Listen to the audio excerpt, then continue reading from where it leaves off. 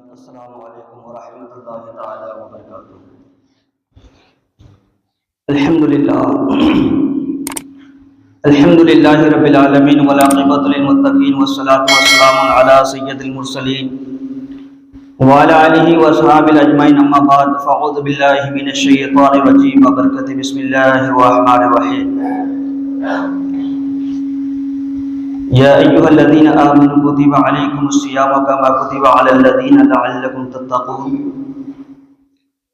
صدق اللہ العظیم وصدق رسولہ النبی الامین المتین المبین الکریم ونحن علی ذلک من الشاہدین والشاکرین والحمد للہ رب العالمین۔ بعد توحید کی متبالو شمع رسالت کے پروان و غوث و آدم کی دیوانوں اولیاء احمد کے جان سر و آئیے سب سے پہلے آقا نامدار مدینی کے تاجدار نائب پروردگار حضور احمدی مصطفیٰ محمد مصطفیٰ صلی اللہ تعالی علیہ وسلم کی بارگاہ بے کسبنہ بدرود السلام کی ڈالیاں نشاور کرے اور پڑھے بابات بلند سے اللہم صلی علی سیدنا صفینا حبیبنا نبینا مولانا محمد بارک وسلم صلو علیہ صلاۃ و سلام علیک یا رسول اللہ صلی اللہ تعالی علیہ وسلم۔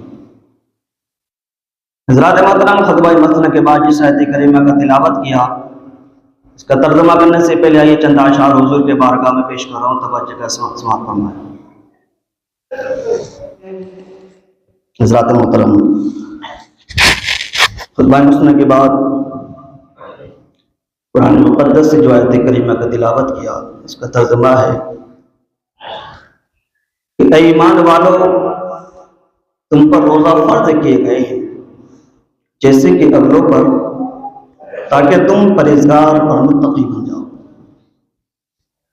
ماہ رمضان کا روزہ صرف پر ہم پر فرض نہیں کیے گئے، بلکہ ہم سے اگلوں پر بھی فرض تھے، اور تاکہ تم متقی اور پرہیزگار بن جاؤ۔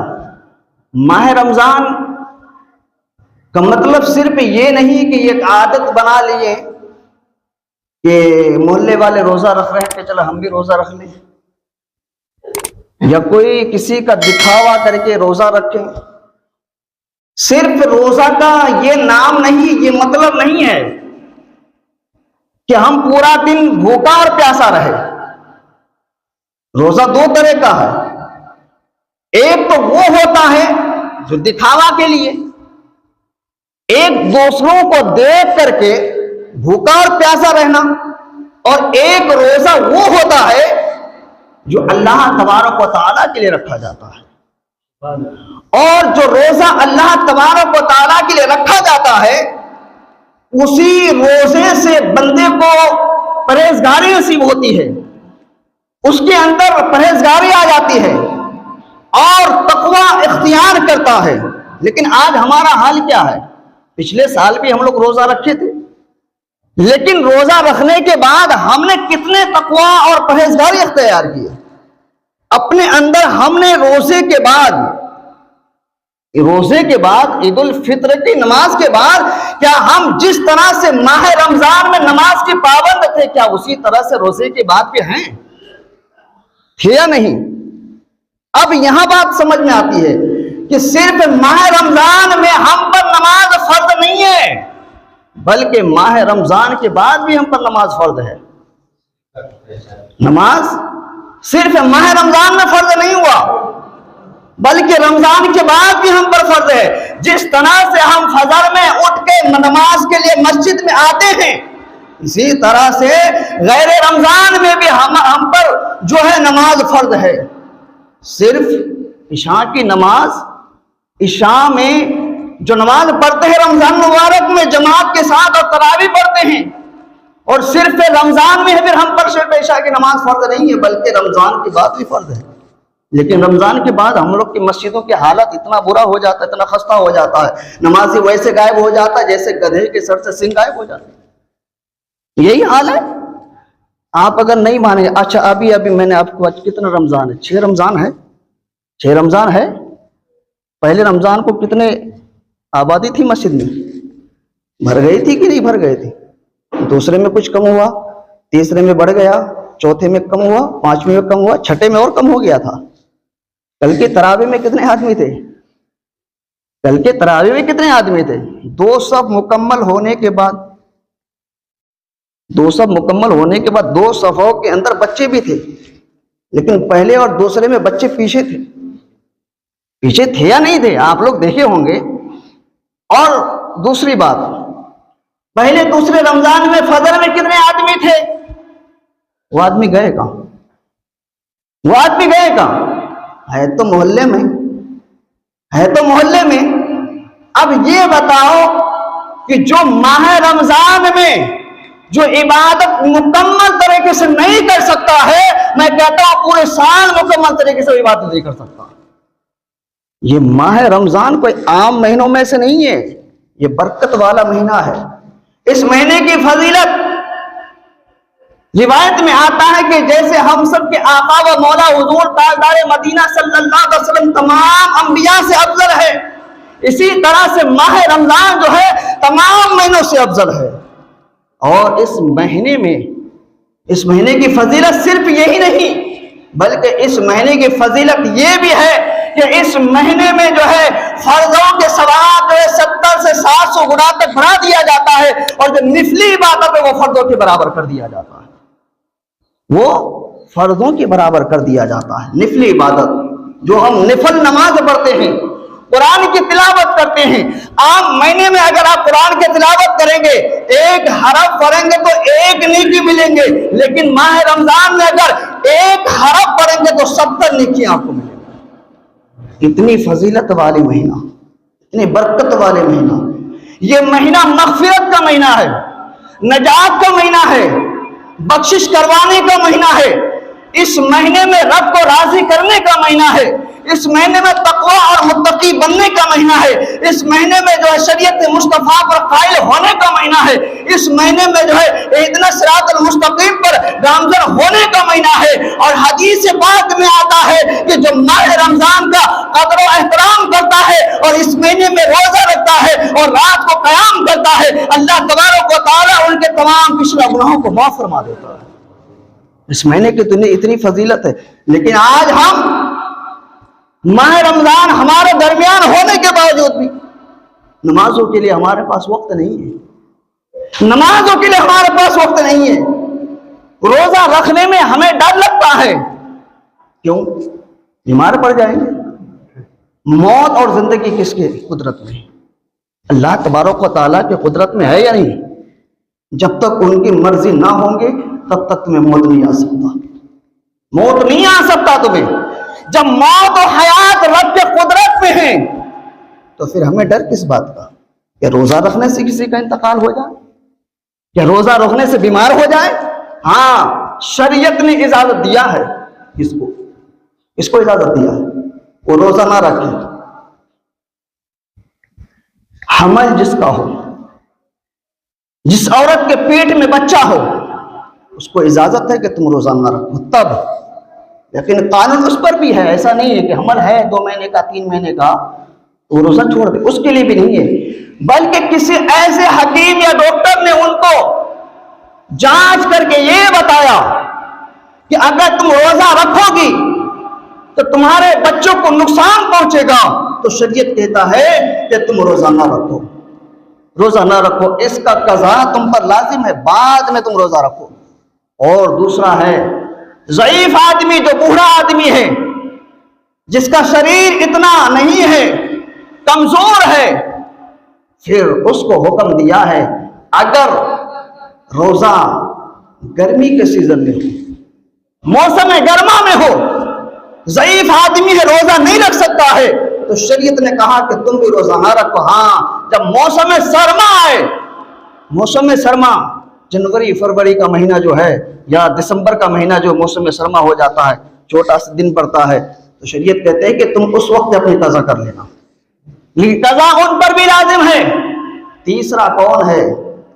تیسرا وہ ہے جو ماہواری عورت، جو مہینے میں 3 دن یا 5 دن یا 9 دن والا معاملہ ہے عورت کا، اس کو اجازت ہے کہ تم روزہ نہ رکھو،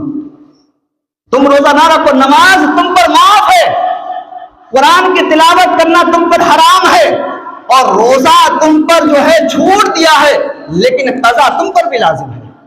اتنی اہمیت، اتنا اعلیٰ مقام روزہ کا ہے، رمضان کا ہے، لیکن نہ رکھنے کا ادھر حکم بھی دیتا ہے اور دوسری طرف حکم دیتا ہے کہ تم پر قضا لازم ہے۔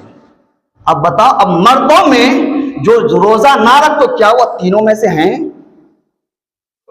اب مردوں میں جو روزہ نہ رکھتا ہو، یا تو بھائی تم روزہ اس لیے نہیں رکھتا ہو یا تم ضعیف ہو چکے ہو، دوسرا یہ ہے کہ یا پھر حمل سے ہو، تیسرا یہ ہے کہ پھر ماہواری میں ہو۔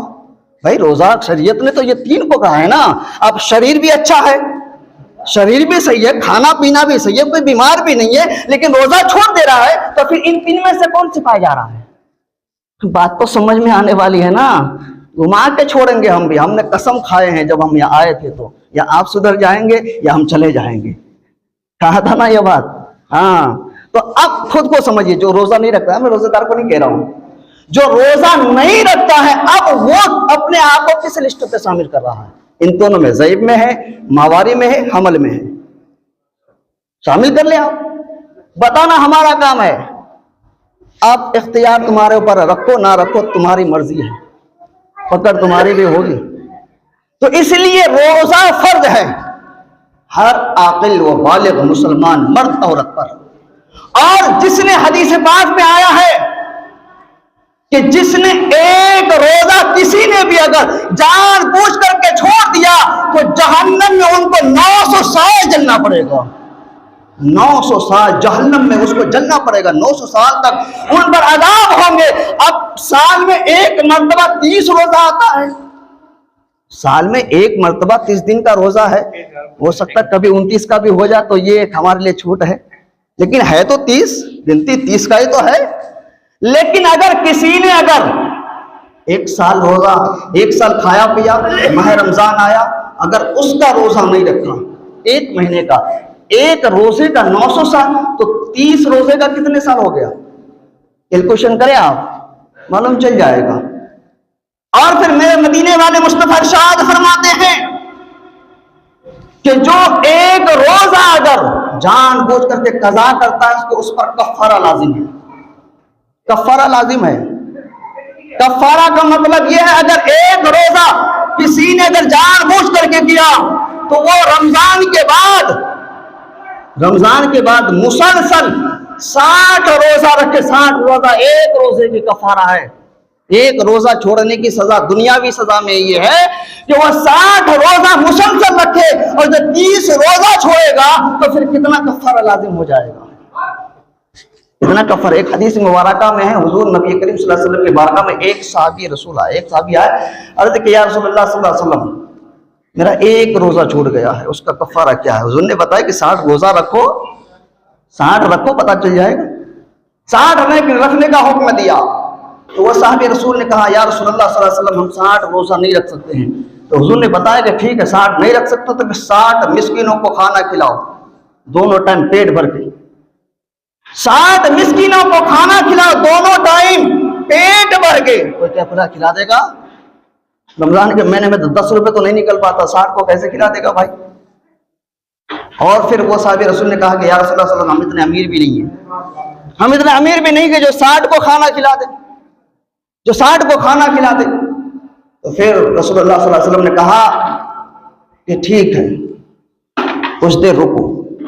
کچھ دیر رکا، ایک شخص سے آیا، اس نبی رحمت صلی اللہ علیہ وسلم کی بارگاہ میں چند کھجوروں کو لے کر کے آیا۔ تو حضور نے کہا کہ لو یہ کھجور جو ہے مدینے کے غربا میں بانٹ دو۔ کہاں بانٹنے کے لیے کہا؟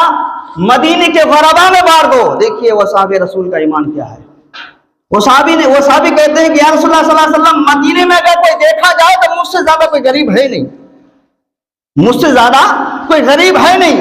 تو رسول اللہ فرماتے کہ ٹھیک ہے، جاؤ یہ کھجور لے کر کے جو ہے خود اپنے بچوں کے ساتھ کھا لینا، تمہارے روزے کا کفارہ ادا ہو جائے گا، تمہارے روزے کا کفارہ ادا ہو جائے گا۔ وہ تو مدینے والے مصطفیٰ ہے، جب وہ آتے ہیں بانٹنے میں تو لوگوں کو جنت بھی دیا کرتے ہیں، لوگوں کو جنت بھی عطا کر دیتے ہیں۔